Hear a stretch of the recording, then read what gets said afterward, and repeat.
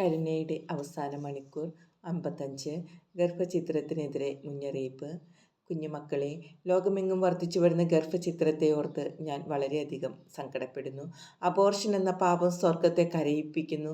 അത് ആയിരക്കണക്കിന് ചെറുപ്പക്കാരെയും ദമ്പതികളെയും നിത്യനാശത്തിലേക്ക് നയിക്കുകയും ചെയ്യുന്നു.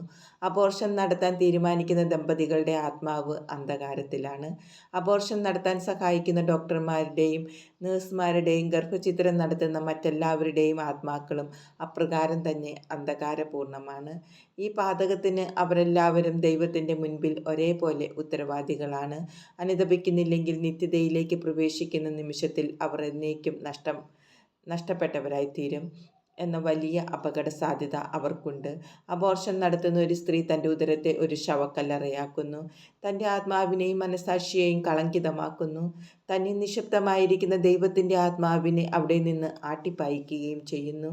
നനച്ചിരിക്കാത്ത നിമിഷത്തിൽ, ഒട്ടും ഒരുങ്ങിയിട്ടില്ലാത്ത അവസ്ഥയിൽ മരണം അവരെ പിടികൂടുമ്പോൾ അവർ നിത്യനാശത്തിലേക്ക് പോകുന്നു. അബോർഷൻ എന്ന പാപം അത് ചെയ്യുന്നവരിൽ പൈശാചിക രൂപികൾക്ക് കടന്നു വരുവാനുള്ള വാതിൽ തുറന്നു കൊടുക്കുന്നു. ഒരിക്കൽ അബോർഷൻ നടത്തിയ അമ്മയ്ക്ക് വീണ്ടും ഉണ്ടാകുന്ന കുഞ്ഞുങ്ങൾക്ക് തങ്ങളായിരുന്ന ഗർഭപാത്രത്തെ സംബന്ധിച്ചിടത്തോളം സൗഖ്യത്തിൻ്റെയും വിടുതലിൻ്റെയും പ്രാർത്ഥന ആവശ്യമാണ്. അങ്ങനെ അവർ അബോർഷൻ്റെ പൈശാചിക രൂപിയിൽ നിന്ന് രക്ഷപ്പെടുകയും ഭാവിയിൽ തങ്ങളുടെ മാതാവിനെ അനുകരിച്ച് നിഷ്കളങ്ക രക്തം ചൊരിയുന്നത് അവർ തുടരാതിരിക്കുകയും ചെയ്യും. ഹൃദയശൂന്യരായ എൻ്റെ അമ്മമാരെ, നിഷ്കളങ്ക രക്തം ചൊരിയുന്നത് അവസാനിപ്പിക്കുക. എന്തെന്നാൽ ഈ പാപം നിങ്ങളെ നിത്യശിക്ഷയിലേക്ക് നയിക്കും. ദൈവം സൃഷ്ടിച്ച ജീവൻ്റെ ചക്രം നശിപ്പിക്കാൻ നിങ്ങൾ ആരാണ്? നിങ്ങൾ സൂത്രശാലികളാണ്. എങ്കിലും ഞാൻ നിങ്ങളെ വീണ്ടും ഓർമ്മിപ്പിക്കുന്നു. അണ്ഡവും ബീജവും യോജിക്കുന്ന നിമിഷം മുതൽ ആ ഭ്രൂണത്തിൽ ജീവനുണ്ട്. അതിൽ നടത്തുന്ന ഏത് ഇടപെടലും മാരക പാപമാണ്. അത് കൊലപാതകം തന്നെയാണ്.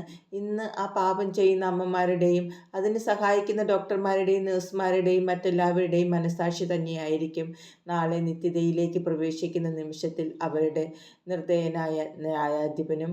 നിങ്ങൾ ആർക്കാണോ ജീവൻ നിഷേധിച്ചത്, ആ കുഞ്ഞുങ്ങളെ കാണുമ്പോൾ നിങ്ങളുടെ വേദന വർദ്ധിക്കും.